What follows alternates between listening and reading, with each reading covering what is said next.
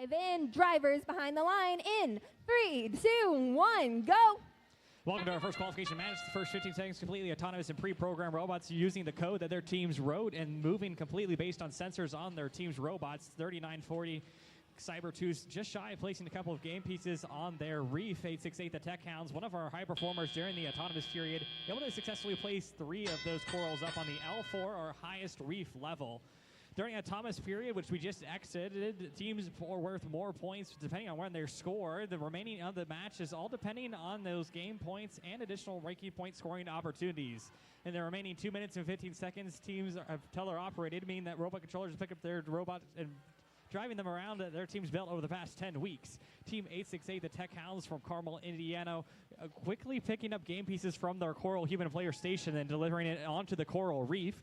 Teams get points for scoring those PVC pipes known as coral on their coral reef, and then also scoring points for algae. That's those teal spears you see scattered around the field of play. They start on the reef, but they need to be removed and then placed into the processor or scored directly into the barge. Coral is worth more points the higher you score on the reef. It's worth 2 points down in that black trough area and worth 5 points up at the top part of the purple branches. Scores currently 53-56 in favor of your Blue Alliance. It's only a 7-point difference, which is just a couple of coral pieces scored anywhere in the field of play.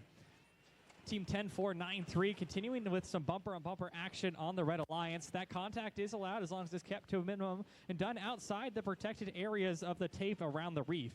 Team 10-18, the Pike Robo Devils, continuing to decrease their cycle times and score game pieces on their reef.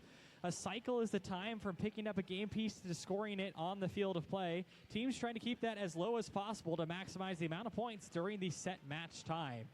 Team 7657, that's the Thunderbots. Their robot this year is named Superbot in favor of their superintendent, who's shown immense support throughout their entire season as he looks to potentially retire.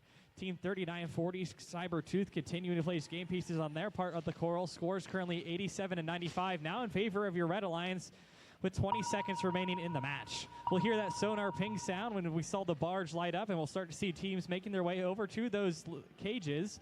The longer the chain, the more points they'll gain. 3940 on the Blue Alliance, trying to get lined up and need to get elevated off the ground to score additional points for their Alliance. Team 868, the Tech Hounds, doing the same.